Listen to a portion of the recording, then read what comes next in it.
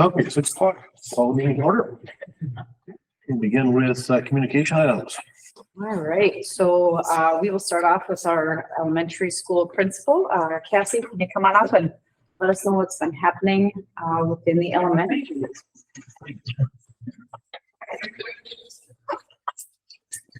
Good evening. It looks like there's a lot. It's 2 pages, front and back, a lot of them recognizing students. And so I'm not going to read through all of the students' names, but I do encourage you to take some time and read through and see the students that were called out later on. But just starting off with the end of the year highlights. Certainly May is a filled month with special learning opportunities, different projects, presentations, field trips, and our last day of school assembly. It seems like that was a while ago now. It's been a couple weeks already. But much of these opportunities were made possible by our successful fundraiser, and I just want to make sure that we call that out, which we hold in the fall each year. Provides our students those special opportunities. In addition, I was able to meet with all certified staff in one-on-one meetings for an end of the year checkout. It's just an opportunity for us to meet one-on-one, time for reflection and see how the year went. And I always ask them, what is one word to describe the school year? And you can see those words that are in the apple there. A repeated word throughout was fun and fast. Those were often said by most of the staff, but you can see some of the other words that were used to describe the school year. Peace, healing, great, roller coaster, excitement, busy, planned, changing, excellent, and like I said, fun and fast were 2 of the common. As I mentioned, student recognition, the names down below, the Bulldog Spotlight, the May recipients there are listed for students who were mindful, respectful, and connected throughout the month of May. We have our million-word readers. We had many kids reach 1 million words, and we had a small handful reach 2 million throughout the school year. So nice job to our readers. And certainly promoting summer reading over the next couple of months before we come back together again. I want to give a shout out to our 5th grade school patrol. This was led by Scoogs, Tara Sand, and Audra Lura for facilitating our 5th grade school patrol. It is such an important job that our students do, helping students on the sidewalks and crossing streets safely from school grounds to off school grounds. And so I want to recognize the students that got to school early and stayed late to make sure that everybody got to where they needed to go each and every day. 5th grade Math Masters is something that we participate in, and we had 2 Paynesville teams attend Math Masters in Alexandria. So their names are listed, and our team did a very great job, and they actually placed in different competitions. And we had an individual also who placed in a fact drill round. So great job to our 5th grade Math Master participants. This year, we also had the 5th grade music program combined with a 5th grade graduation as a send-off as they come to the secondary building in the fall. So that was a nice program. We had our advanced musicians sing some songs at the beginning of the program, followed by everybody doing their part of the regular music program as well. And we did take some time to honor 5th grade students with their diploma and had a nice little video of their pictures when they were younger to their school picture now as 5th graders. Summer updates, our custodial staff is busy. You even walk into this building and you can tell that they are busy over here as well. A huge shout out for their work. It's a lot of work, moving classrooms in and out, doing the floors and attending to all the things that need to be done over the summer. Kitchen staff are busy providing breakfast and lunch again with our summer meal program. And so I did include that flyer there for people to see. As I'm working in the office, I see kids coming in for breakfast and coming in for lunch. Certainly pause is a big part of our audience during that lunchtime and breakfast too. So I encourage families to take advantage of the summer meal program. Also summer updates. Myself, I've been busy working with Janelle on the federal and state reporting. all of those items that are due, and I'll share one later on tonight, a little bit more in depth. And in closing, as we wrap up for June, I would just like to say a sincere thank you again for giving me the opportunity to serve as Paynesville Area Elementary School Principal. I am beyond grateful for the time, grace, and support I have received from students, families, and staff during my second year here as a Bulldog. I would also like to say a thank you to Mr. Orline for his mentorship and wish him all the best in his next steps in his educational leadership journey. Thank you, David, for your mentorship. And thank you for all of your years of service here at Paynesville. Lastly, I look forward to welcoming our Bulldogs staff and students back for another great year for 24-25. And there's our meet and greet flyer, so people can get that on their calendar. It's those 2 nights again. And reminder that Tuesday, September 3rd, elementary is not in session. That is when we have our meet and greet time, whereas the secondary is in session, just for families to take note of that again. Questions or anything? All right. Thanks. Thank you. All right. And with that, we will invite up David Orline for his final secondary school principal update. And wow, what a day. Yeah, I think I've been to around 150 board meetings the last 13 years. So just looking back on a few things, in May, we had our 5th grade orientation. So the 5th graders come over for most of the day. Our SAD students took over that again this year and just did a wonderful job organizing it with the elementary and the high school, middle school staff.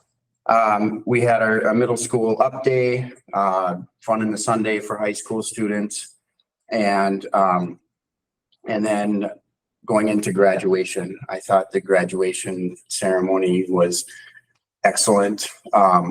There are so many people that help put that on, and I think it's a great venue for future ceremonies. They really fixed any of the glitches we had with the live stream and things like that. And just a thank you to Jen and Cassandra in the office. They really they do about 90% of the work in getting that ready. And anytime Kenny and I wanted to do something, I always had to say we got to wait for Jen. She makes the decisions on where things go and how they do things. So thank you to Ken and the custodial staff and Chris and community ed, Ms. Bullard and school board for helping out with seating people and handing out programs. And Jeremy Schmidt, who helps with the sound and the live stream. He's been doing that. I think this is probably the 4th year that he's helped us with that. We set up seating and we had a few people standing, but we had 441 views on the live stream as of today. So just proud of all of that. Dollars for Scholars. This was a record year for Dollars for Scholars. We've had we added a number of new scholarships, and the hope is to get as many students to apply for those scholarships. We graduated 82 students. We had 52 students receive at least one scholarship. They handed out 99 scholarships for a total of $61,900 in scholarships this year. So new records, and they just do a wonderful job with that. Just transitioning with Mr. Rasmussen. We've been working pretty closely together, doing some things with scheduling and just talking through things, and he's got some great ideas, and it'll be great to have a new set of eyes on this building. And so I look forward to seeing what he does. Questions for me? Thank you. You. Thank you. Thanks for using the service, Dave. I appreciate it. All right, Mr. Hendrickson was not able to be here this evening, and so I've got his update for us. So it was another fun-filled spring. Oh, let me pass that real quick so that everybody can see. Another fun-filled spring with plenty of rain. It's been nice to catch breath for a few days. Thankfully able to get enough open dates and contest officials to get games and meets in and rescheduled. Thanks to those who make it possible. And really the communication with families has just been, it's really critical and it makes things just go so much better. So thank you for that communication. He congratulates Winston and Carlson, who is golfing in the state golf tournament today and tomorrow in Jordan. Also, congratulations to the girls 4x100 meter relay team, who also made it to the state track and field tournament. They finished fifth overall, and those team members were Danny Bierman, Brooklyn Frank, Finley Anfinson, and Chloe Kolb. Congratulations to the staff as well.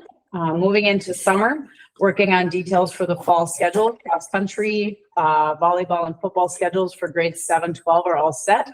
And that's a good feeling. Sometimes you've got some late scrambles and pulling those details together, so it's nice to have those all set. The schedules will be posted at the beginning of July when the online scheduler changes from 23-24 to 24-25. He'll be working with York to create some spreadsheets to track events and workers to make those things happen. There's a couple of summer projects to work on as well. Participation numbers continue to be good in sports and activities. Some schools in our conference are down to 2 or 1 varsity level for certain sports.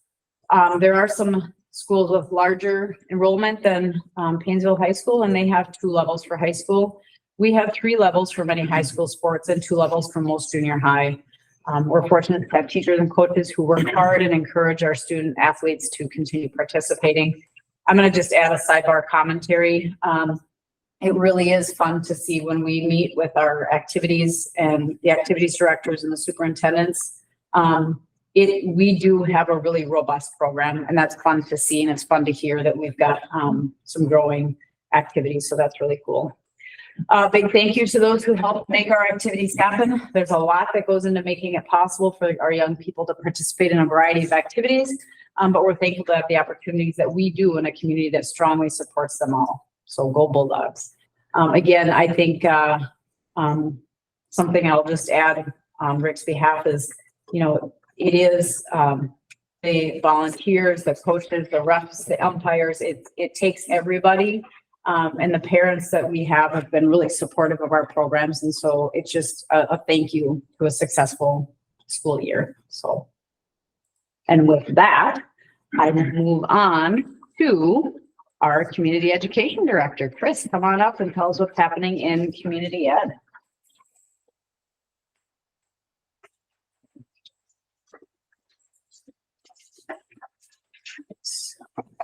Good evening.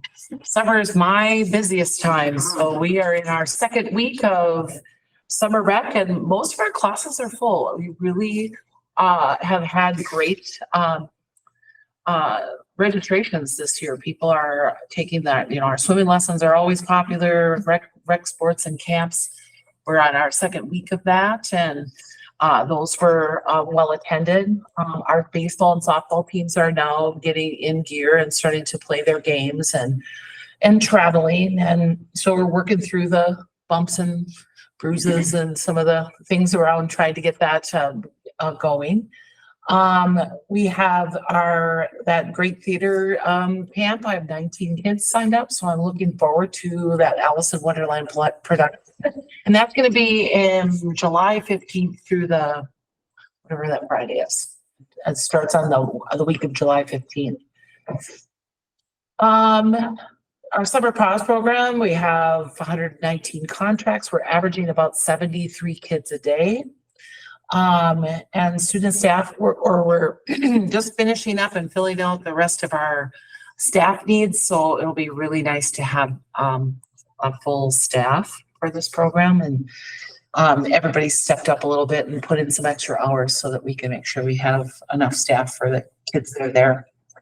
And the kids and staff are settling into our new format and how we're doing our summer camp. So on our first field trip, we went to the Historical Society and did because the theme was hometown week. So we went over there and they played all kinds of games, and I had to drive that day for the van. And I was talking with two, I don't know, they had to have been 5. I was talking to you, what's your favorite game? Oh, I love Annie Over. Who made up that game? And I'm like, oh, that's like a really, really old game. I just thought that was fun. So they had to play all kinds of cool games. A lot of them didn't even know that existed over there. So it was good for quite a few kids to see that. Besides then, the Historical Society get promoted there. They have some history camps coming up. So some of our kids are taking those. So it was good partnership. Early childhood. And for preschool, so I too will be completing reports and getting, closing the books for last school year, and then getting things ready for the next school year. So we're getting enrollment forms, scholarship applications, trying to answer parents' questions and, getting them ready for the school year. We're talking about facility scheduling. Over the summer, we get to talk about a lot of things that we maybe get a chance to, pay attention to and see if we can improve. One of the things in facility scheduling is we're looking at utilizing our LEO program to open the online reservation system, because I think that will alleviate some of our problems of either double booking or missing or not getting the information on the district calendar. So that'll be something we'll be talking about. So there's more to come on that. It will be a space that community members, individuals, but also even school staff, when they're trying to get a space, like they want the pack for something, like it might be for a class, it might be for a student organization event, so that they will funnel them through that reservation system. So we'll be looking at that this summer. The Pack and Fitness Center, we've got some projects as well. We're gonna pretty much go through every storage room and clean them and gut them out and purge things that we don't need. Some things that we're hearing from members is they're missing they want to know when open gym is, and our LEO system does not have a good calendar for letting people know about open gym. So we're going to need to look at a new tool, whether that's a Google Calendar or some sort of weekly updated format that people can look at and see when they can play pickleball or basketball or whenever that is.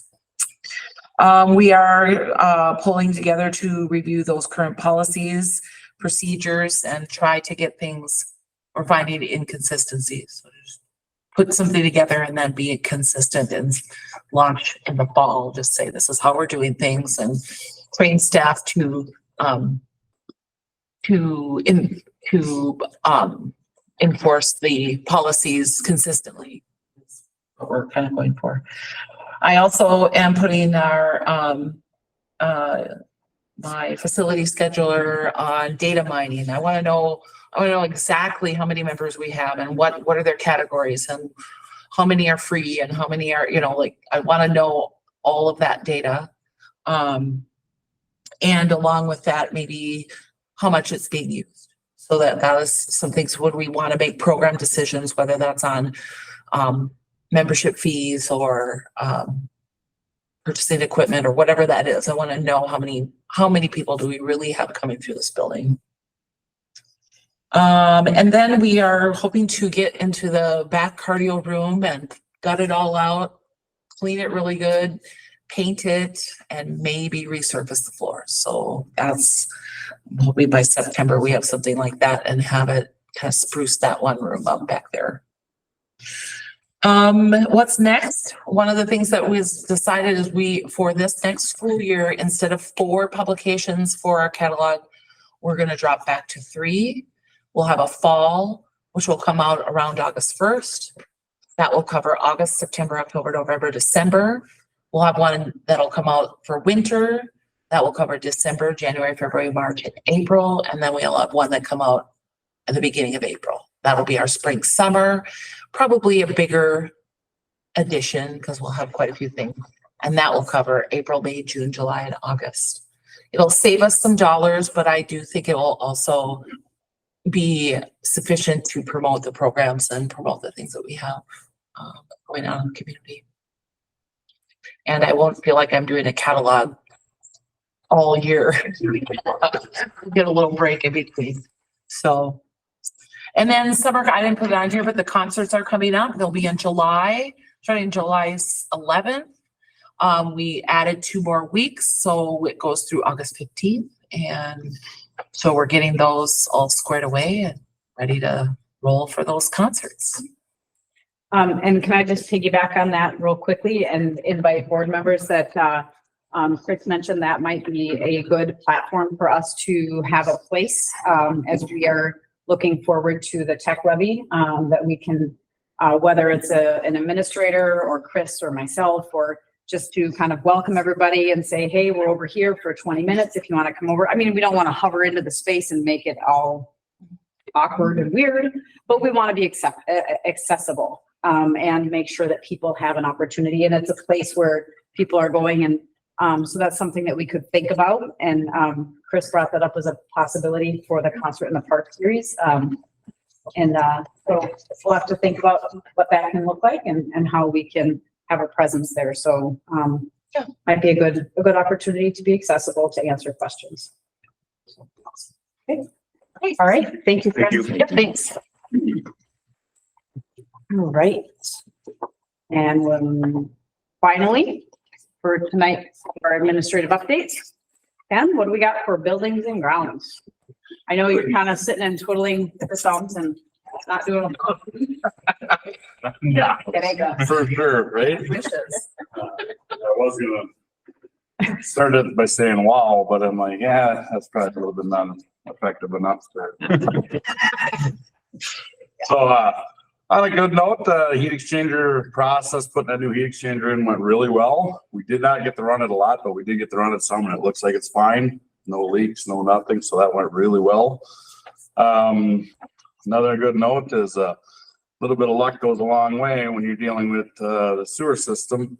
That boys' locker room, our boys' bathroom down by the district office, I got a little lucky and pulled a big piece of shrapnel out of there. And so hopefully that's all good around the garden house down there and go from there.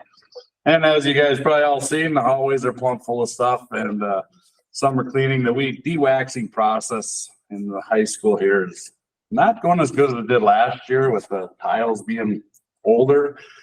They're popping. They've been popped. Actually, we moved some stuff out, and you just look at the floor and the tiles are off the floor already. And it's just like, oh wow. So it's a little bit more work than I had anticipated, but it's coming along and we should be waxing. We got Anderson's room done now. That'll get the wax put on hopefully this week yet. And so with Orline moving out, we're getting to his room right away as long as it's empty. So you get a new guy in there, right? So, I don't know if you've seen the outlet. I think it looks really nice. I think we should do that to a couple more here. It was actually a bigger process than I had anticipated as well. We made a kind of a dusty room one day. Talked to him, but I didn't know he was going to start like that.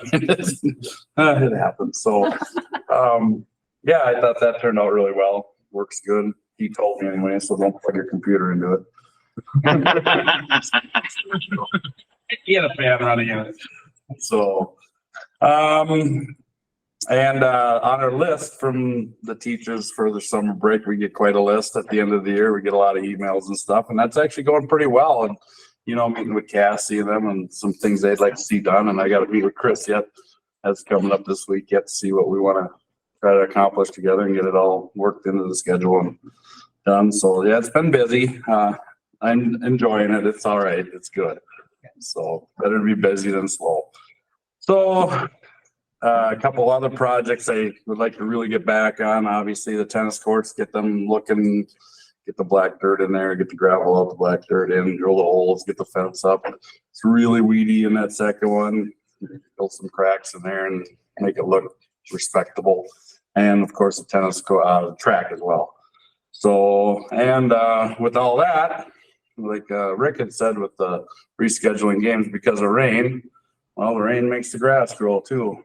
It's been a little bit of a struggle keeping up, but we're getting there now, so boys are working out really well on that side, so. And then I do also with this, whole deal going on with the floors, I called up the 3M rep for the concrete. I've been talking to them here and there, but they're actually gonna come out and show me a little demonstration here Thursday, I believe, of sealing concrete. Taking the tile off and just seal the concrete and see if we can get that in our budget and figure something out with the floors. Cause try to eliminate some of that work. That's something that Ken and I have been talking about over the last year, as more schools are transitioning to sealing the concrete, and it's over the course of time, you have less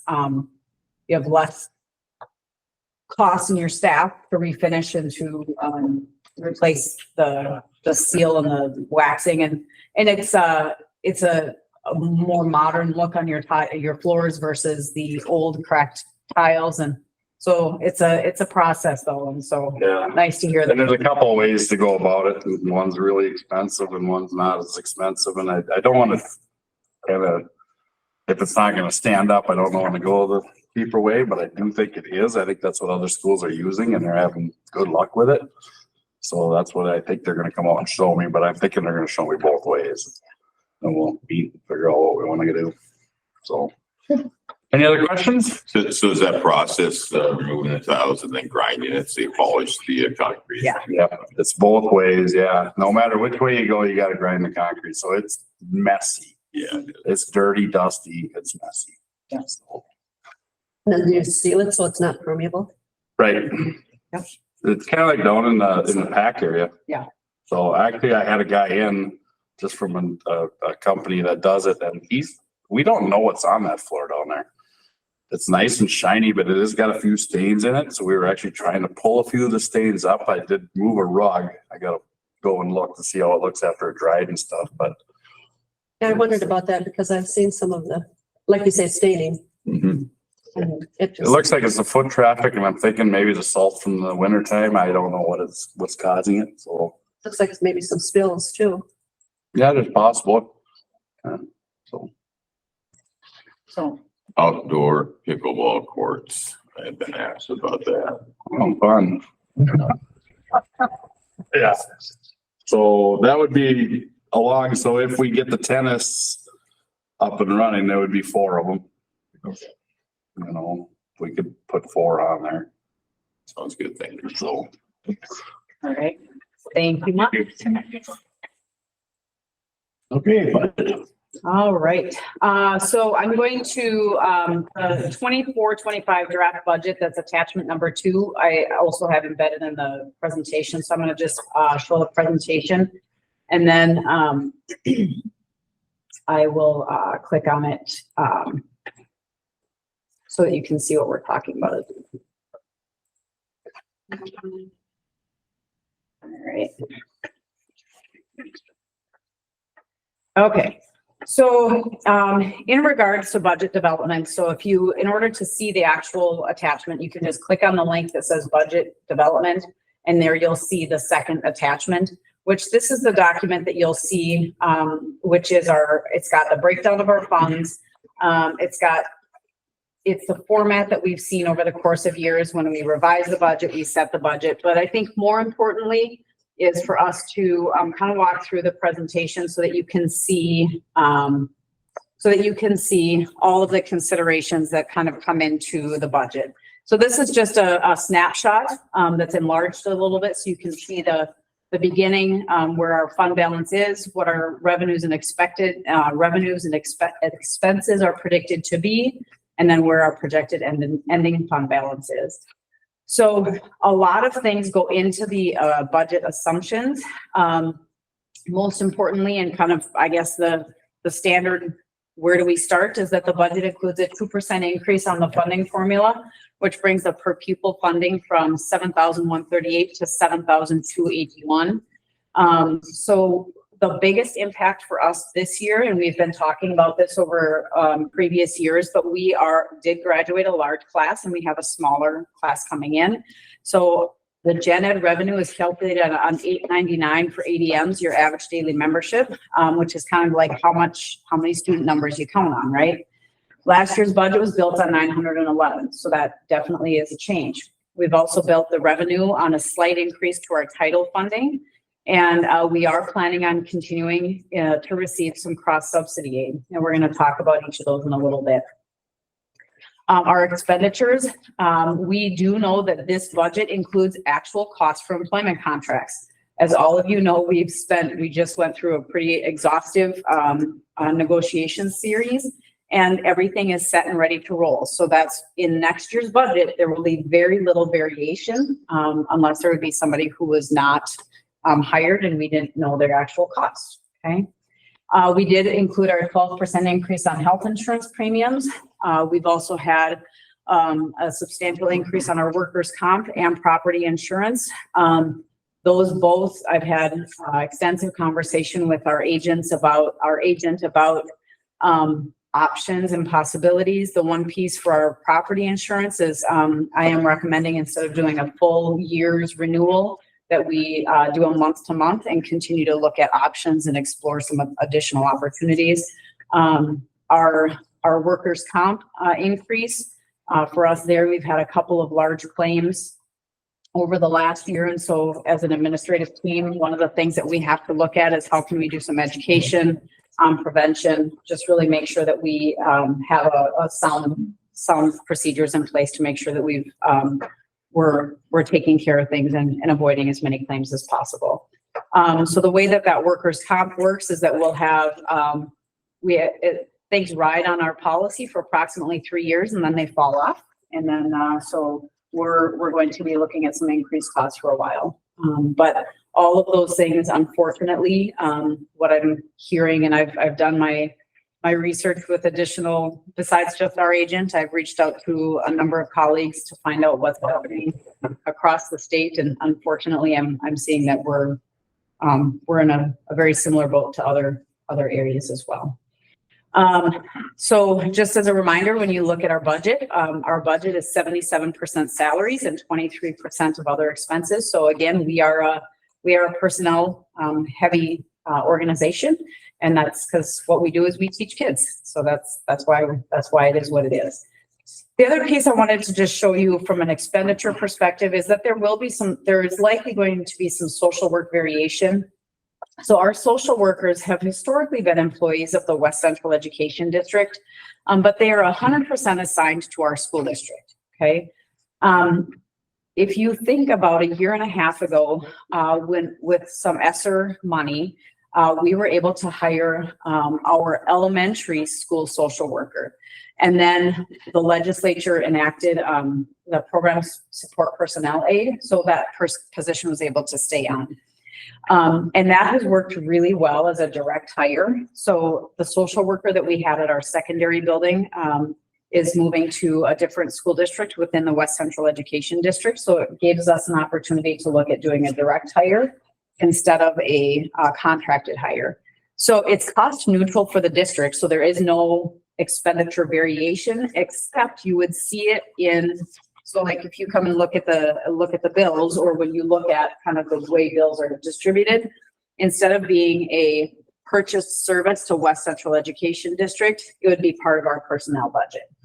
Okay, but it is a cost neutral, and it could actually over the course of time draw out some additional revenue to us, because when we get to our legislative updates, that's one of the things that I'll show you is that there are some changes to how we can do some third-party billing, and a social worker can generate some revenue, which is new this year. So that's built in as well. If for some reason we weren't able to hire direct hire, we'd still be able to contract with West Central Ed and they would do the hire for us, but I think we're going to be in a good position. The other piece that from some original budget assumptions is we have from a food service, the food service fund, we are planning on breakfast and lunch for every student again, and that is reimbursed. Federal rates are set by the Department of Ed and US Department of Agriculture, and we haven't received those yet. So that's what's going to set our second entree and our adult meals and all of those types of things. And those haven't come in yet. We do continue to offer the second chance breakfast with a cap only. And we do also have extra entrees available after the first meal is eaten. That's something we changed over the last year, and I would say that that's gone well at the secondary to have students try to eat their meal first, and if they're still hungry, come back up and get a second entree. This budget also includes capital funds, so you'll see it's got our subscriptions and licenses.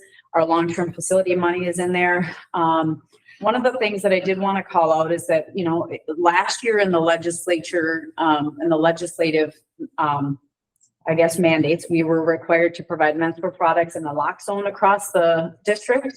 And so the way that has been paid for is by an additional $2 per pupil into our capital funds. I'm going to speak a little bit to that about one of the clarifications in the legislative update, but that money is there as well. And we do continue to track our softball field, track and tennis court maintenance and the restoration and upkeep. What we are working on, so with our softball field, we've got a couple of individuals who are coming and giving us bids for different parts of the process and trying to pull those together. You know, again, last spring, there was some substantial reseeding and some leveling of the field. But we're hoping to, again, keep those on track. So there is money set aside, so we're able to do those projects. And that's been a really important priority to make sure that those remain in the fund balance or in the designated funds. We also have ongoing building maintenance. What we're finding for our roofing needs, it's not quite as simple to just contract the company and say, hey, come on out and do our roof. We want to make sure that that it's done with the correct engineering, that we've also got the right bid process in place, and making sure, although we can use the competitive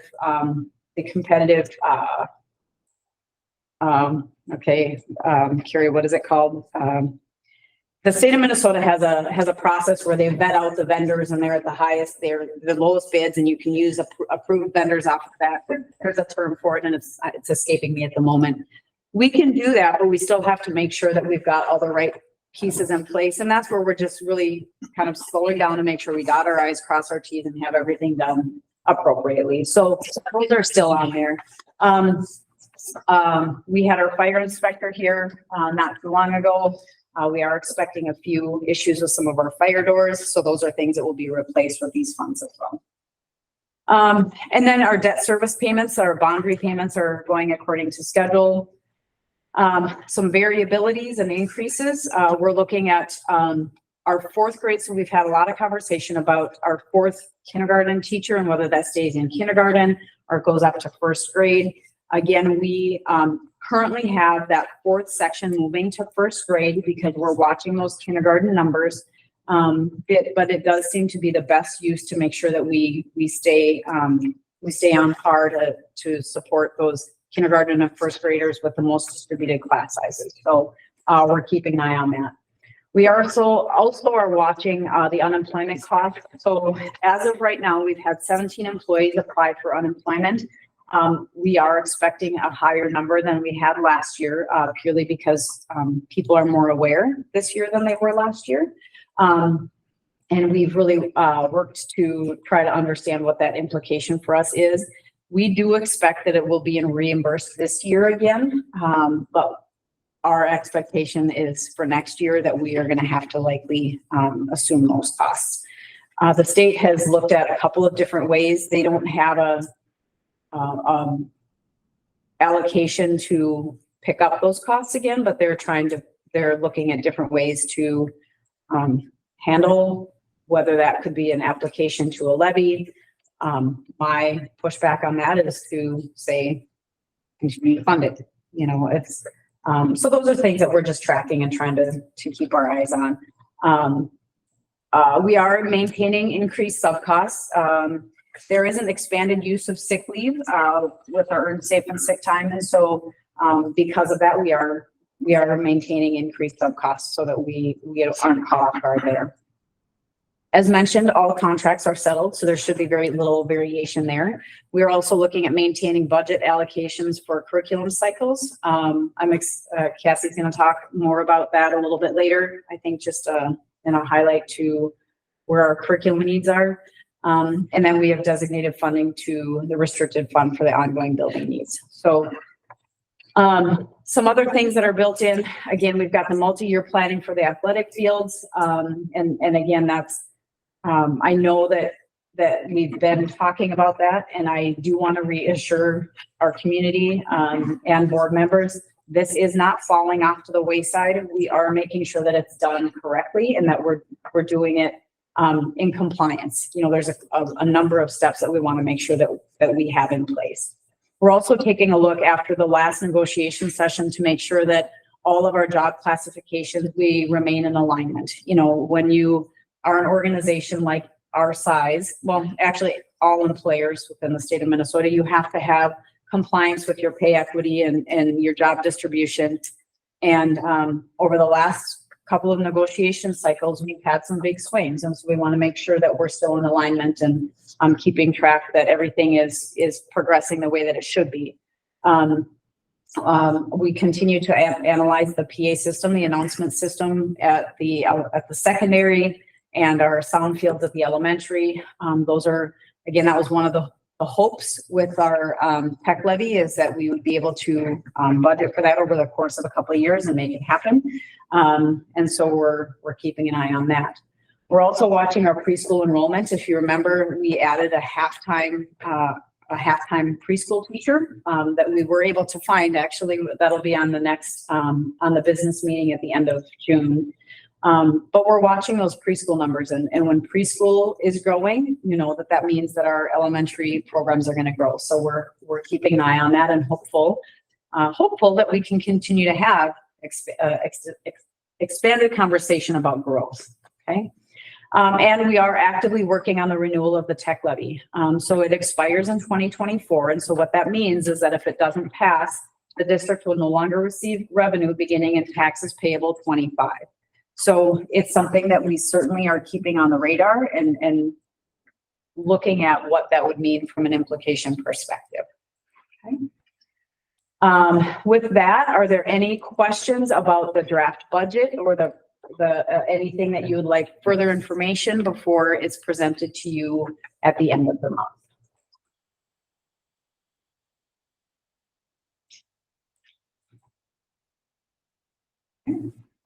And if you think of something between now and then, send me a message and I can certainly add it to the June agenda as well. You were looking into your insurance.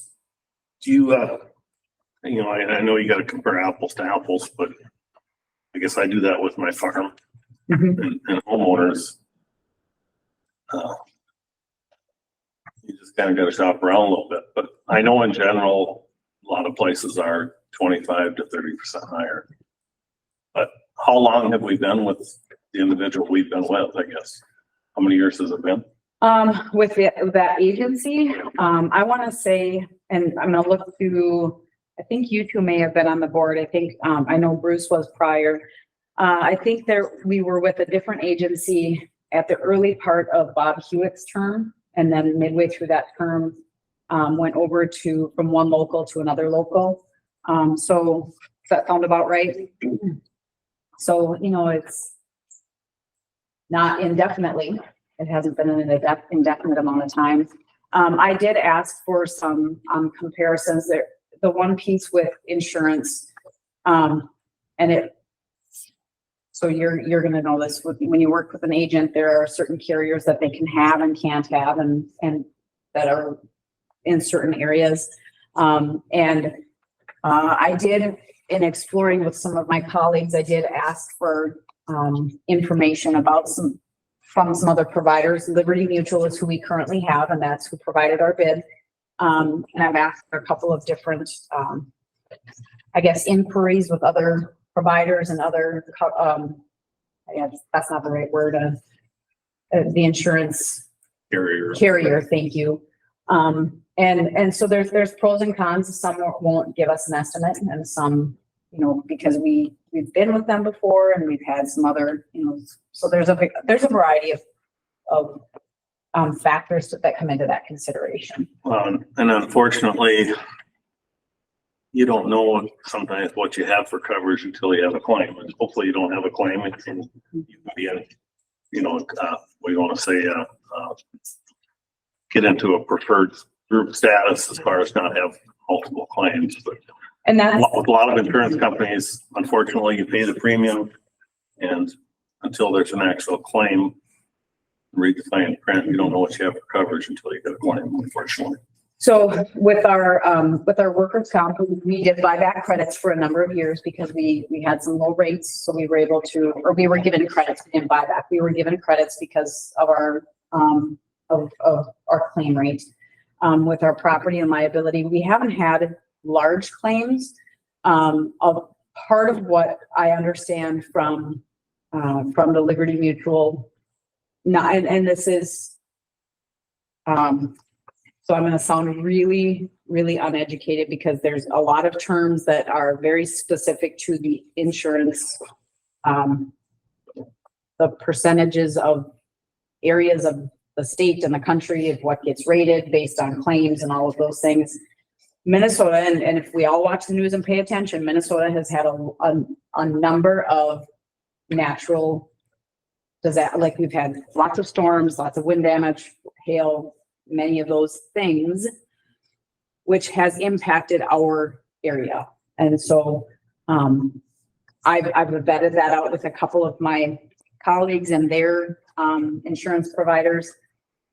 I do feel like we are getting a competitive rate. I do think we can ask, and that's part of why I'm recommending to do a month to month so we can continue to look and see what we have for options. But and I'm not opposed to doing that. I do think we have to be prepared that when you have a different company come in, it's a substantial load to get all of the ages of the buildings, the roofs, they come in and, so there's a lot that goes into that to make sure that it would be worth it. So you're kind of looking into playing with the deductibles too, a little bit as far as to maybe have some cost savings, but I guess I don't know how far, we can stick our neck out as far as to eat a deductible, Yeah.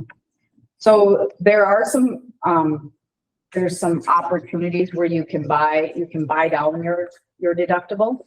And I'm waiting to hear on that cost. But I haven't heard the final numbers on what that cost is yet.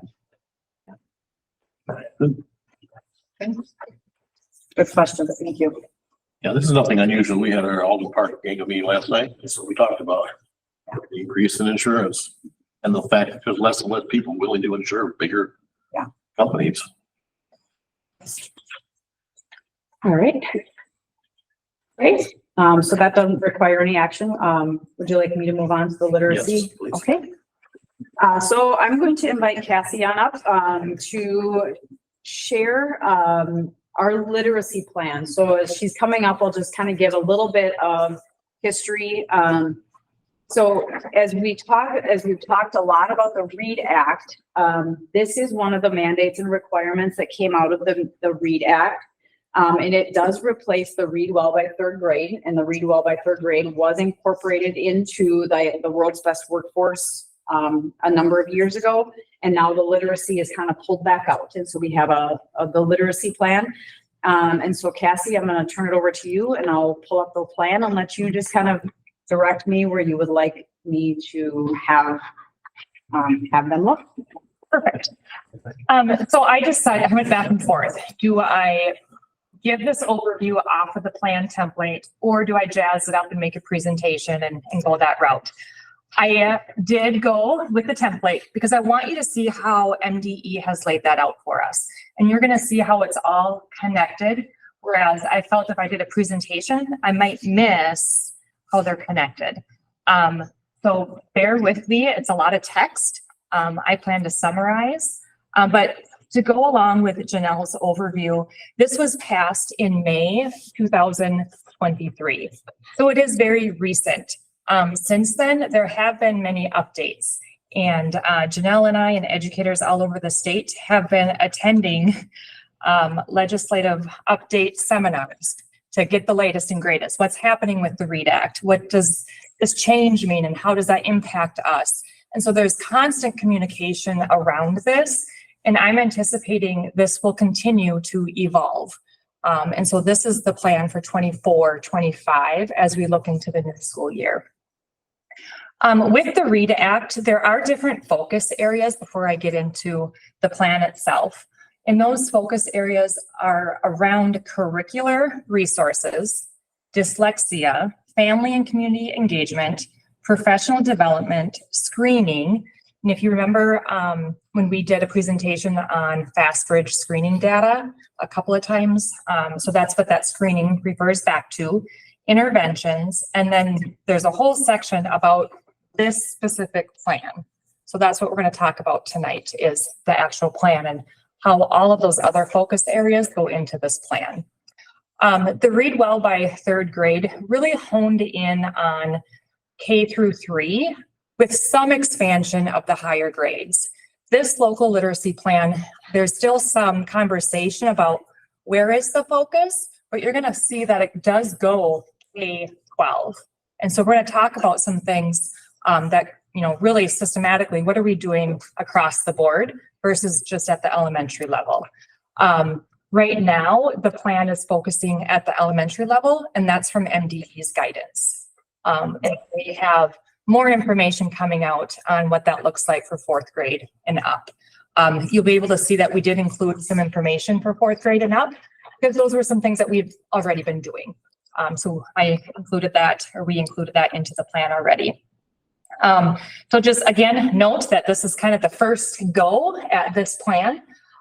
We are a little bit unsure of how this plan will be used at the state level, but we will receive that information, I'm sure, as more updates come our direction. Okay, so we're going to jump in.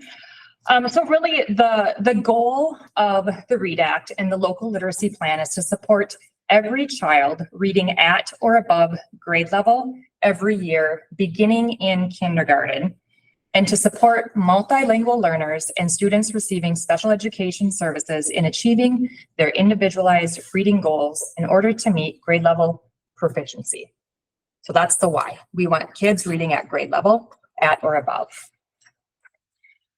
So when we get down to the district literacy goal, our goal here at Paynesville is to ensure all students achieve grade level reading proficiency by the end of third grade. That's that goal right now, where I said it's focused on the elementary piece.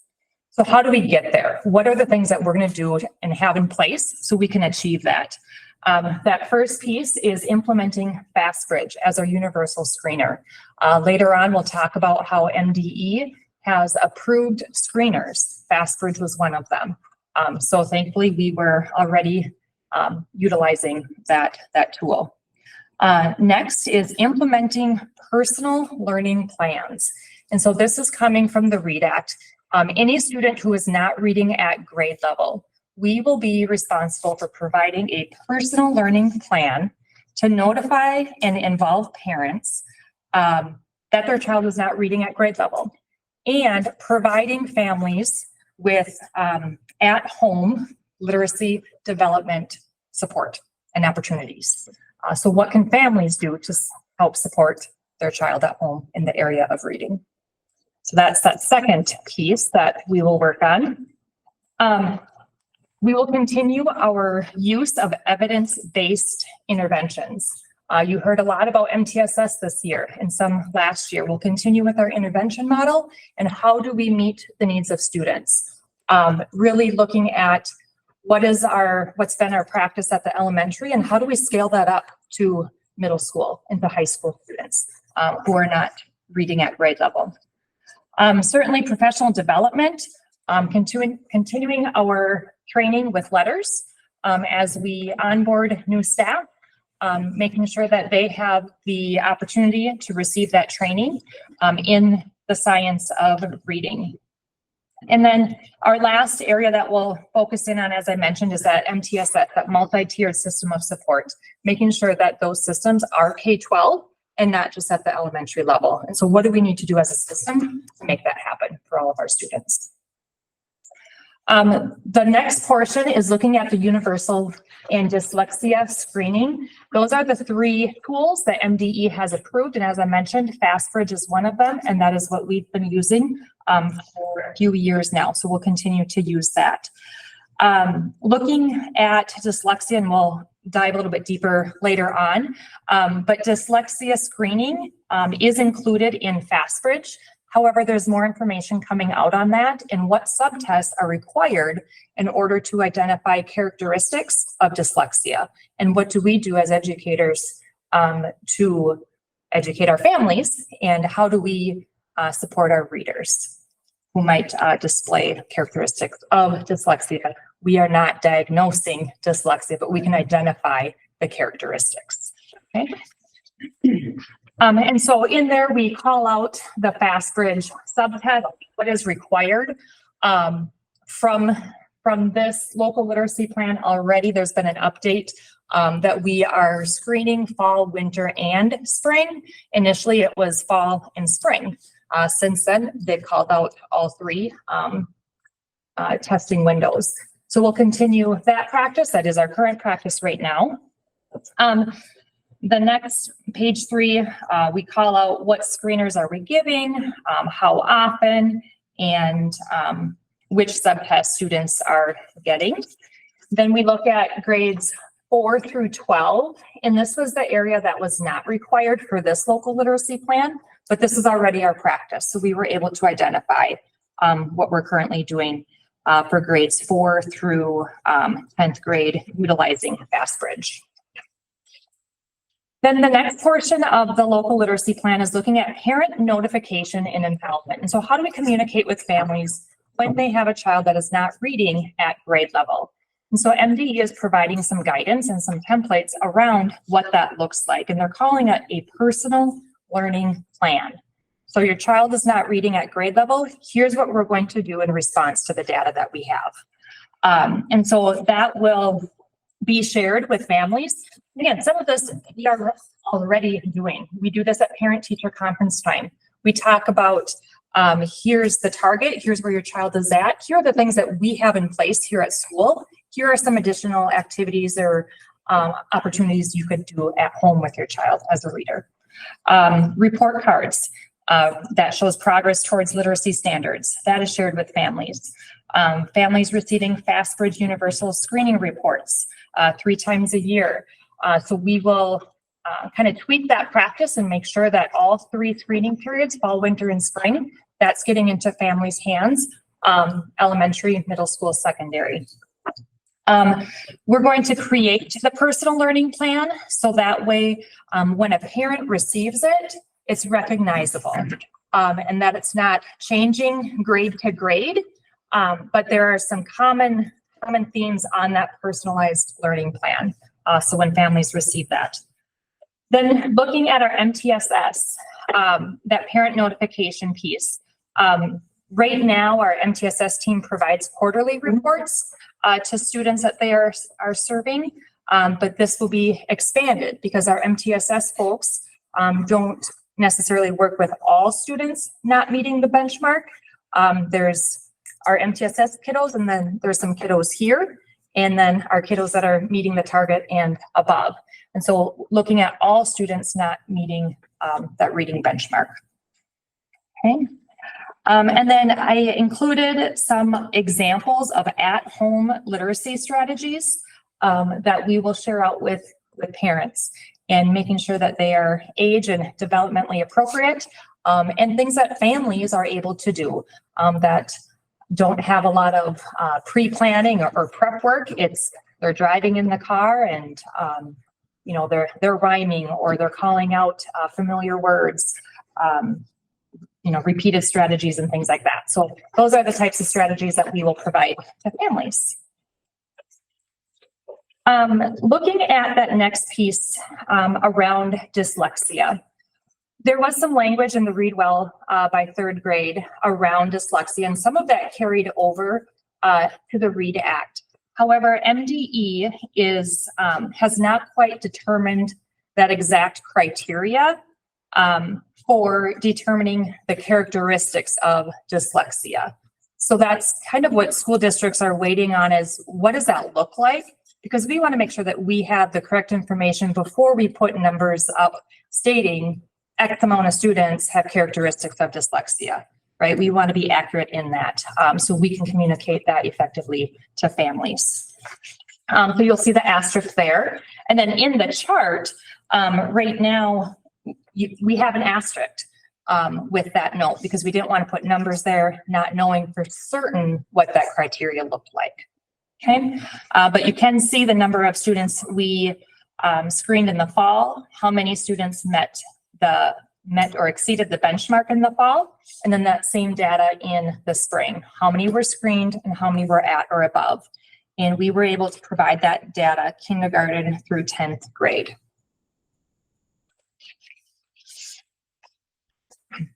So that's the piece around dyslexia. More to come on that as we get more information from MDE. The next piece, this is where I get excited, looking at core reading instruction. What do we give access to all of our students in core reading? What does that look like? And so there's an asterisk there. During 23-24, Paynesville Area Elementary School implemented Journeys Edition 2012. And during the last school year, we conducted research of evidence-based literacy curricula for implementation of the starting school year. So our reading team committee, our ELA committee, spent the school year and years past looking at a new reading curriculum, a comprehensive reading curriculum that covered all of the areas of literacy. And MDE has spent a lot of time and resources doing kind of a similar thing. And so MDE has approved comprehensive programs, not plural, has approved a comprehensive program where they have vetted and have gone through their rubric and scoring system and intense process, and stated that this EL education comprehensive program has met our criteria. And so we've spent some time looking at what MDE approved, and we looked at others where it was approved in certain areas, but not all. And so therefore MDE didn't give the stamp of approval for those curricular resources. So we went with what we felt was the next best, right? And so using MDE's scoring rubric, we were able to identify, these are the areas that this curriculum is strong in. These are the areas that we're going to have to hone in on and provide extra support and make sure that we are intentional about, we know it's low in this area, so how do we meet those needs in that area?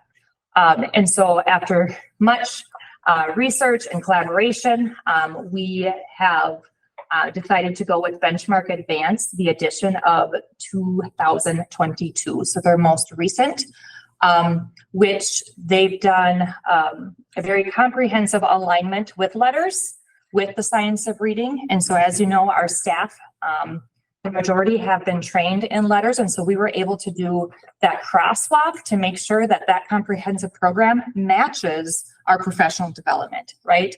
And I strongly believe we have experts amongst our staff that can really look at Benchmark Advance and notice, okay, this is what I know about letters. This is what I know about Benchmark Advance. This is how we're going to meet those needs in Benchmark Advance where they came up short.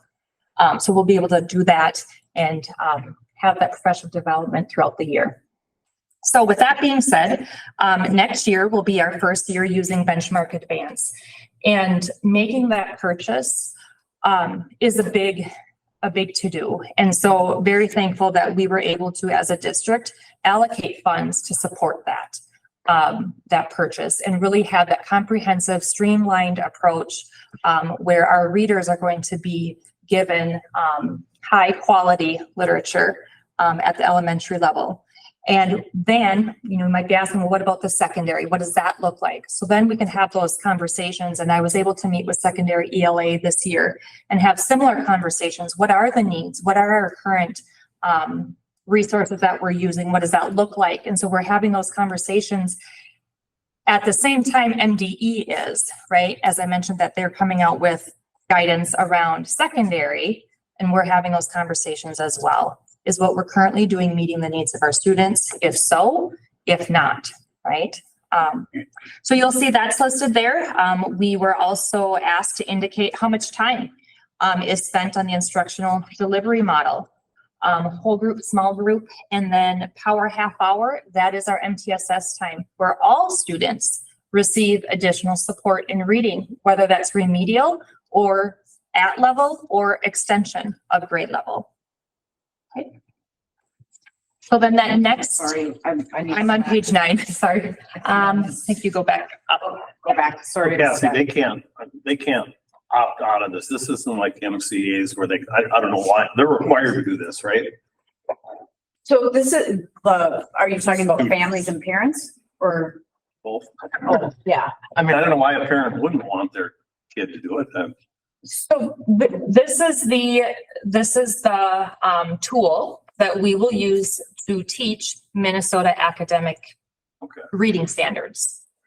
Okay. So all kids get this. It's kind of a requirement. Yep. This is what guides our instruction. Yep. The core ELA, like I mentioned, for grades 6 through 12.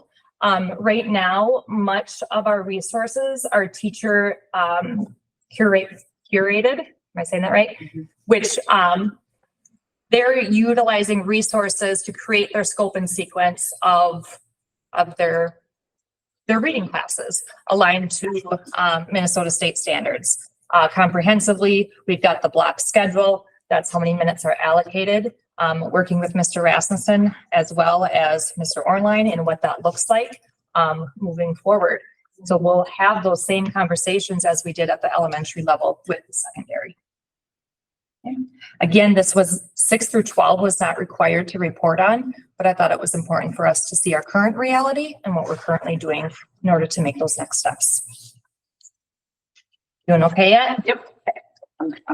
I don't know how much time I'm caught up. Okay. Okay. Database decision-making for literacy interventions. And so how are we responding to students when they're not meeting grade level reading expectations? What are we doing there?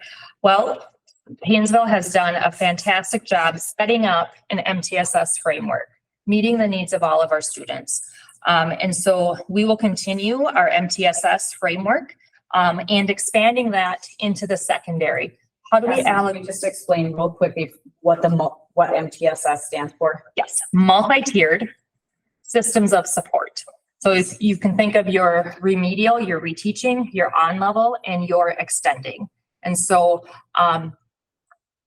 in the past, a lot of focus was on the remedial side, right? And some of this language is focused on the remedial, but we really want to focus on all students, even those that are meeting the target and above. We want all students to be growing, right? And so that's really the MTSS focus, whereas before there was other language that really focused on the remedial side. So we're expanding it. Is that? Yep. Oh, okay. So with Paynesville's MTSS also is MDE's MTSS, Minnesota MTSS framework. And so we have done a lot of work in aligning our Paynesville practices to the Minnesota MTSS. And so that's been exciting to see and work collaboratively with Minnesota on that work. And so we're looking at component number 1, our infrastructure. How do we scale this up to the secondary? What does that look like? What are some things that we're going to need in place? And then how do we use data to make our decisions around who gets interventions and how do we decide what the intervention is, deem it was effective, and exit students once they've met that benchmark? Okay. The next page 10 and 11, that's all of our data resources that we rely on as educators to make informed decisions about student programming. That's an exhaustive list. Currently, these are things that we are using elementary up to secondary. So I thought that was important to put in there. Continuing on with Benchmark Advance, we'll be looking at, what does that look like for implementation, working closely with Benchmark Advance representatives and guiding us through the implementation process. As I mentioned, literacy teams at the secondary will be continuing conversations around identifying evidence-based literacy curriculums and practices. And then this is when we get to really the foundation of MTSS and what is our process for identifying students who need interventions who aren't meeting grade level expectations in the area of reading. And so here's a flow chart. Students either meet the benchmark or the target, or they don't. And so what this flow chart does is it identifies what do we do when students don't meet that benchmark. And so we use the FastBridge data to guide that. And it's a lot of if this, then this scenario with the flow chart. I'm not going to walk through every piece of it, but once we identify, it's kind of like checking your oil, right? You check the oil, you check the level, okay? But then what? Your oil light comes on. Do you ignore it or do you go get a diagnostic test on it, right? Well, what's happening? What's going on? So then we give a diagnostic assessment. Let's get down to the root cause of why the student is not meeting grade level target. And so we have assessments that are administered to students that really give us that drill down so we can get down to the specific skill. And then we implement the intervention, and our goal is to exit the intervention because it was effective and successful. And so there's a kindergarten and first grade flow chart that we use different data than we do for grades 2 through 8, which more so looks at the fluency piece. Okay, but the flow charts are very similar. And I want to make sure I give credit where credit is due. Our MTSS team developed these flow charts.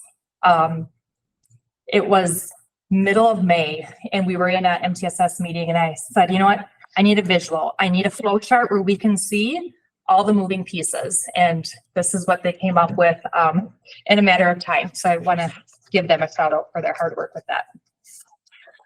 So that's our intervention framework. Looking at professional development plan, again, going back to the letters training for our staff and continuing that work.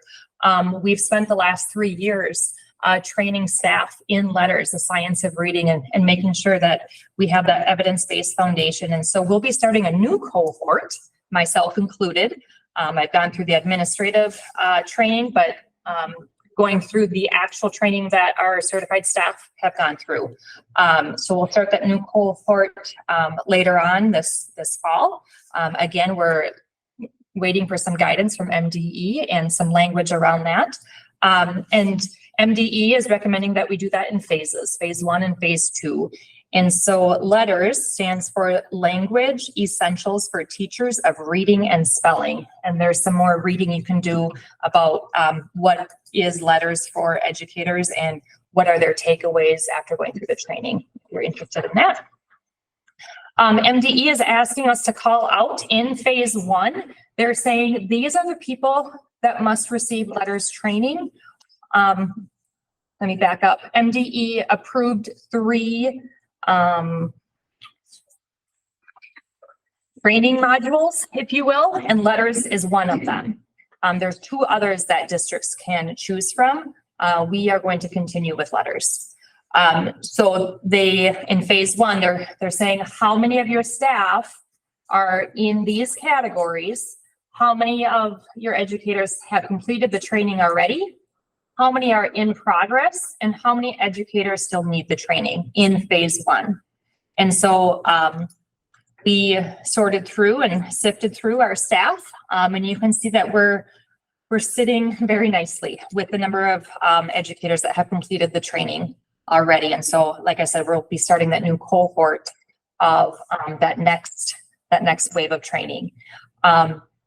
And MDE recognizes that this is going to take some time, and letters is one of the more intense, takes longer time to complete, and so they are giving us an extension if districts choose letters. So that's the phase 1. I think I quickly added 13 educators who still need training that will kind of scoop up this fall. Looking at phase 2, then you can see who are the other educators that will receive training in phase 2, and there's more guidance coming around phase 2 and when that should be started and completed. Okay.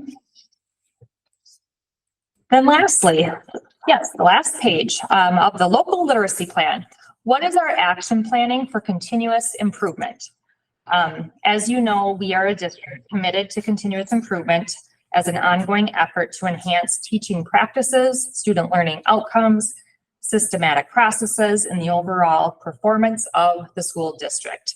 And so we will continue to refine evidence-based literacy instruction and practices during next school year by doing the following. We'll provide letters training, we'll conduct intervention fidelity checks, making sure that they're effective in meeting the needs of our students.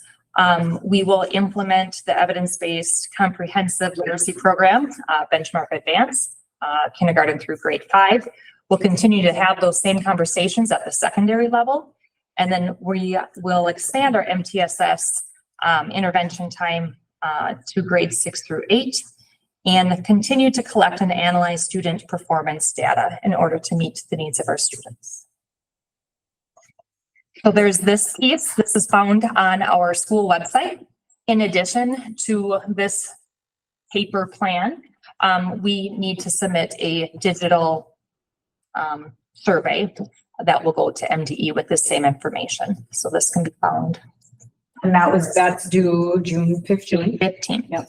Yep. So I will click submit tomorrow. I wanted to present it here first and submit tomorrow. Questions on? There's a couple of things that I'll just add to.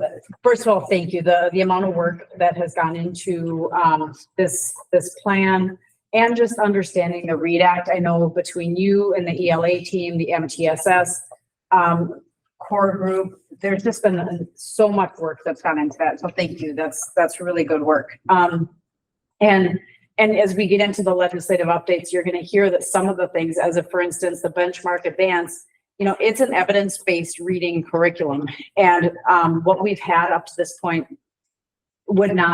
it's not based on the science of reading. And so we were in a position where we had to do something. And so I was really grateful that you had your team ready, and the team they were anxious and they were hungry and they were just really ready to dig in and do that work. So I'm excited to see where that goes, and there will be some funding that we'll be able to access and utilize for some of this training. And so we're going to talk a little bit more about this, but thank you for your hard work on that. This was a heavy lift, and I think your team did a nice job. Questions at all on the overview? I just have a comment. I like that there was a flow chart that's put in this. And I know people may look at it and think, well, that's really busy, but just me kind of scanning it real quick, it's very comprehensive because it explains where you're at, where you're going. So you can see that whole thing. That's absolutely fabulous. Thank you. Yep. I noticed a lot is said about dyslexia. Are there other stumbling blocks that could possibly be caught in this program also? Define stumbling blocks or just Other learning disabilities or? yeah, so we use this data for multiple reasons, right? And multiple purposes. And sometimes, oftentimes this data is used when we say a student is not meeting benchmark and we do the diagnostic to the drill down, right? Sometimes it might lead us to a different referral process. It might lead us to additional supports for a student. Sometimes a specific learning disability might be the path that we end up taking, right? For a student. Sometimes it's just that extra scoop and that's all that kid needed. So lots of different paths that we take using this, but to have the accessibility to this data and really understand it is imperative to the work that we do. So we're going to continue using FastBridge and building our understanding of what does the data tell us, because we can be data rich and have all the data at our fingertips, but what is it actually telling us? And then how do we respond to it? Thank you. Thank you. Thank you. All right. All right. So, I promise I'm not going to go through every 55 slides. I will not do that. But I am going to call out just a few things. And I think what I'm going to do, so really pages 1 through 10, when they walk through the legislative session are really about language updates. They're about corrections to statute. They're about, pieces that were missed in one statute, but they were corrected in other places. So there's a lot of language changes, but really there's two focus areas that we're going to talk just kind of about the implications. One is the education policy bill and the other is the education finance bill. So as you kind of, I guess, scroll forward, one of the pages that I'm going to just stop on page is on page 11. So again, 1 through 10 are a lot of updates. It's kind of the forecast, like where the process of how they got from where they started to where they ended. So we're going to just kind of dig in on page 11. So on page 11, one of the things that I wanted to really call out that's going to impact and it's going to be a change for us is this year we will have 6 hours of required training for paraprofessionals. Last year we had 8, and actually next year we will have 8 as well, but 2 of them are intended to meet a very specific purpose. So our paraprofessionals do have professional development training in back to school workshop week. I'm actually pretty excited about the opportunity they have with the West Central Education District this fall. West Central Ed is going to be doing kind of an intensive para day where they get to go and they get to have a variety of training opportunities, and they can pick and choose what it is that they attend, and they will have breakout sessions. And so it will be really applicable to all the paraprofessionals in whichever kind of niche that they serve. Okay.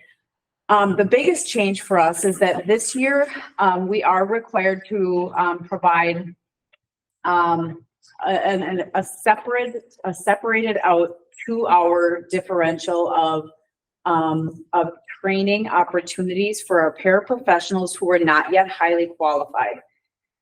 So where that's coming from is that the Minnesota Department of Education provided guidance that they said, well, this really was nothing new, but your paraprofessionals have to be highly qualified, which means they have to have an equivalent of a 2-year degree, 60 credits for an associate degree, 60 semester credits, or have a passing grade, a passing score on a designated assessment, which would be the parapro or the paraeducator. So really what the intent of that is to make sure that all of our paraprofessionals have the academic skills to support our students with learning disabilities and in the academic classes. That has been, it's been a requirement forever through federal legislation, but I don't believe that the Minnesota Department of Ed ever had a tracking or a mechanism or a emphasis to say, well, yes, that's our requirement as well. So that is now here. And what the legislature did is they set aside 2 hours so that an equivalent of 2 hours of pay so that we have the opportunity to provide testing materials and the tests for paraprofessionals who were hired in 23-24 that have not yet met the highly qualified status. Okay, so that's really an opportunity for us to make sure that we can get our paraprofessionals certified and qualified. Okay, I hesitate to say certified because it's not really a certification yet, and I say yet because one of the things that's in the legislative update as well is that MDE is having a conversation with PELSB, the Professional Educator Licensing Board, about the qualifications that are required for paraprofessionals. So, so this just gives us some revenue to help pay for the assessment or the testing options for our paraprofessionals. Okay. The next one that I'm going to have you move forward to is on page 15. Page 15 is on the facilities page, but it really has to do with referendums and bonds. And the fact is that they changed the review and comment period so that it's 45 days, at least 48 days and not more than 70 days. It used to be 60. I put that in there because as board members, you might remember or be familiar with, oh, the election stuff, there's timelines. So it's something that was addressed in this last session. Okay. We're also going to scroll down to page 19. Page 19 is the districts and charters must adopt a school cell phone policy. I talked a little bit about this last month, but I'm still waiting to hear from the School Board Association and legal counsel whether or not our internet acceptable use policy, which is 524, which outlines cell phone use, and our student handbook, which really does prohibit student cell phone use, if those will be adequate, or if we need to have a board designated policy. So more to come on that, but I do think that there's a lot of conversation about the detriment of cell phones for our students in school. So I'm not surprised to see that coming out of the legislation. On page 22, one of the things that we will have to have some conversation around at the board level is just having a board approved language access plan. We do have some students and their families who are primarily Spanish speakers. So we need to be really cognizant of what is our communication and how does that look. So there is a requirement to develop a board approved language access plan. And when I hear more about what that looks like, that'll be coming as well. Looking at page 24, there's a renaming of the world's best workforce. We were really hoping that might just go away. Not going away. They're just changing the name. So it is now going to be changed, and it was changed in statute to the Comprehensive Achievement and Civic Readiness Plan. The structure of the plan, to my understanding, has not yet changed, but that is going to prompt a whole bunch of policy review from our policy committee, because the World Best Workforce is referenced in a whole host of policies. So more to come on that, but I think really what it is it's about kind of, I would guess in the future it's going to change to our academic achievement, and we do know that there is a civics requirement that is part of our high school curriculum. I have a hunch that in the future those are going to come to a little bit more conversation, but for right now we have the name change. Okay. I also wanted to speak a little bit to the READ Act. So if you take a look at starting on page 30, you're going to see conversation about the READ Act. Okay. Again, the amount of conversation that has gone into the science of reading, I can't say enough how prepared and how ahead of the game our district was, and I think it's just been a gift that the heavy lifting of the letters work. I mean, it was a lot of work for our staff, and they're in a much better place than so many of our colleagues. And so I'm just really grateful that we are in the position we are. So with that, there's kind of two pieces I wanted to call out to you. There's two different funding sources. Slide 31 and slide 32 have two different per pupil dollar amounts. So one of them is 3602 times your students served. So for us, that's going to be 899 students. So that first allocation of money is going to be 35,906 for us. This is the money that is set aside to compensate teachers for the training and the professional development. You will see that there is LEAs, districts, are required to enter into a memorandum of understanding after consulting with teachers on allocating funds. We have not yet done this. We are waiting for guidance, and I know that MSBA, MASA,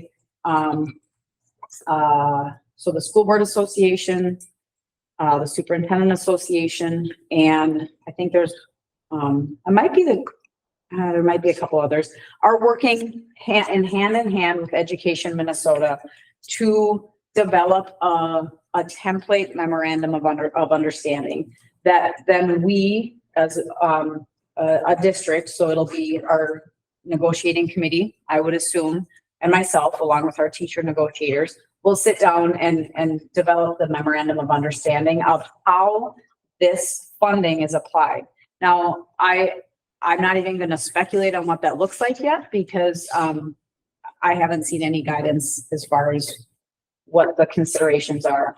I do know that it will be a pretty robust memorandum because it'll spell out lots of situations and scenarios on how to compensate moving forward. The other pot of money is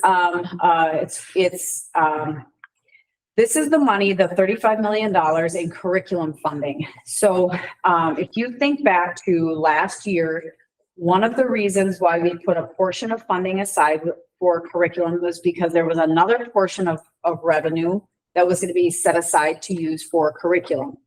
But it had to be for the designated MDE approved curriculum. We were waiting for MDE to come through this process, and they contracted with CARI, which is an organization out of the University of Minnesota that worked through this vetting process, and that's where they came up with one curriculum. As Kathy mentioned, their team did a lot of evaluation of would that work for us? Would we be able to afford it? Would it align with the work that's happened thus far? A whole bunch of variables kind of came to look at that. There was a lot of pushback about the fact that this curriculum, this money could only have been used for one curriculum. And there are a lot of districts that were in our boat where they'd gone through the process and they had just purchased other curriculums that really are evidence-based. And there are some areas of vulnerability that they can support through a host of other resources. And so the legislature heard that, and they heard that they needed to put some flexibility into that revenue. So this $35 million has been reallocated by 3994 times the number of students served. So that's 35,906 for us. So now that doesn't mean that we can use it for that curriculum, but we can use it because the curriculum that we're purchasing isn't on the list yet. Now they're reevaluating. However, we can use it for other things that we've been using literacy money for so that we can free up some funds, right? So we'll be able to do some reallocation of literacy aid, which will be really helpful. So those are two pieces of shifts in legislation that I thought were really helpful through the READ Act, okay? I'm also gonna scroll down to page 37. And this is really exciting. I feel a little bit bad for our student teachers that have completed student teaching. But there is a pilot program to compensate student teachers. As you guys are well aware, our student teachers aren't paid. They're paying tuition to come and work for free. You know, it's really a tough sell. And especially as you look at bringing in somebody that might have do teaching as a second career, you really can't give up your income and come back and student teach. So I'm excited to see what this looks like and how this comes about. But there's $6.5 million. 8 teacher preparation programs are part of the pilot. So it's looking to be approximately $6,880 per student teacher. Again, it's not a full reimbursement, but there's some money, right? So we'll see. We'll keep an eye on that to see how that expands, but more to come on that. But it was an exciting. That's an exciting pilot program. The other piece that I was excited to see in the legislation is some clarification that we can access Tier 1 and Tier 2 licensure for special education. Last year, there was a challenge from OSEP, which is our federal governance of special education, that said, if you're issuing a tier 1 or a tier 2 special education license, they're not qualified to teach special education students. The state of Minnesota pushed back, and they said, then we'll have nobody teaching our students with disabilities. We can do this. We can provide support for them. We can give them the necessary professional development, and we can support them through mentorship. And there was there's pipelines of programs to develop our special education teachers. And so gratefully, we were able to continue with tier 1 and tier 2 with these 2 provisions. You have to have high quality professional development in place with intensive supervision. And then a tier 1 license is limited to 3 years, which is, in my opinion, that's reasonable. So I know there's a lot. It seems as though in a non-budget year, there shouldn't be quite so many things, but there were certainly a lot of things. So any questions on any of those legislative updates? I know this is really good and exciting reading, and help yourself at that time. You'll be out in no time. So, any questions on that? All right. So then the final thing for me this evening to share with you is our Q comp plan. So typically, I haven't made, this is very, very similar to what was presented last year. But I do have some green changes that I wanted to highlight for you based on the conversation with the Q comp leadership team. So professional projects you'll see are optional, but that was a green. And really, the reason that was green is because this year, the QComp leadership team did not extend the professional project option out to staff.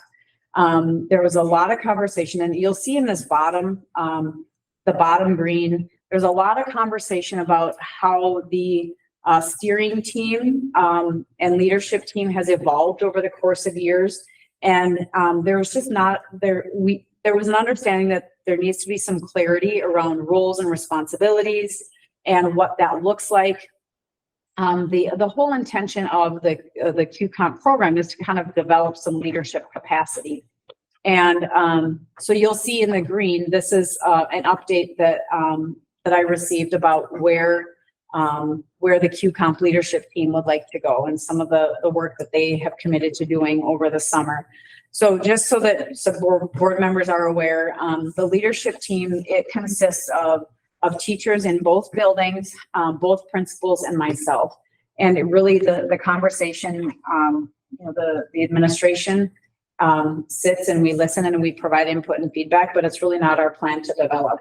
And so I know the team is doing a lot of, having a lot of conversation, and I'm excited to see where that goes for next year. But really, there's not a lot of substantive changes from last year to this year. But I do want to call out that there is just a conversation about looking at the growth percentage for our targets for our staff, and any changes, just so that we're clear, when the QComp plan is changed, if there are substantial or structural changes, those are changes that need to be presented to the unit as a whole. So it's a lot of work, and it's a lot of time, communication, and collaboration. And so more to come on that, but that's just kind of our general QComp update that is required also by June 15th. So I would expect next year that there will probably be a presentation by the QComp team. So,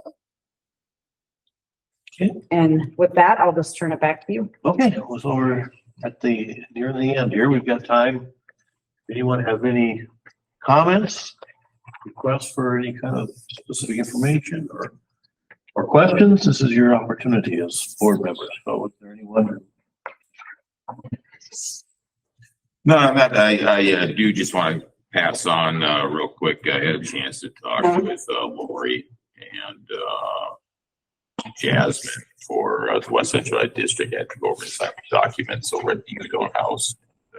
Very exciting together. I know it's going to do a lot for the West Central Ed District as far as the mandated continuing education for those those folks that fall within the 18 to 22 years of age. But they also are going to need from the community side, and I'm hoping people in the community are listening to this, of support from them, as far as it being here and what we can provide for the West Central Ed District. So I did ask them to put together just that big wish list and get out to the community to see possibly, as far as green and stuff like that for the house. So, but yeah, very exciting. I'm looking forward to the school board meeting with them in July. We get to walk through that and see how our school here, building our facilities and stuff like that, are going to support that. And then just a update, they have a name for the program. Oh, It's fabulous. the SAIL program. As soon as I wrote it down, I realized I should have the acronym, but I don't remember it off the top of my head. That's fine. But you'll see a sign, the sign will change. The church has given them permission to update the signage to say SAIL. And so it'll be coming in. And I think that's a good thing, that they're allowing that, because when I talk about use on house, everything switches over to the Methodist Church owns that.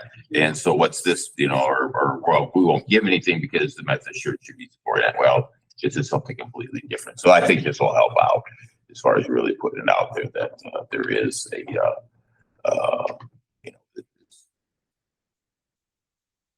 a district that is supports for school districts within our area to help these children out. So I have the name, what it stands for. So SAIL, SAIL, is Skills for Adulthood and Independent Living. oh, good. One of the things that I think is pretty cool about that is that the students helped to pick the name of the program. Oh, that's great. Pretty fun. Good. Nice. Good.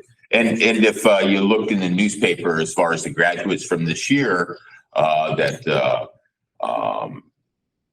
we've got a portion that additional portion that was put in there.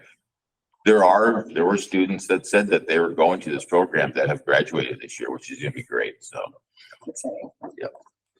Okay. Anyone else have thing to share? Not, then I will call this meeting adjourned.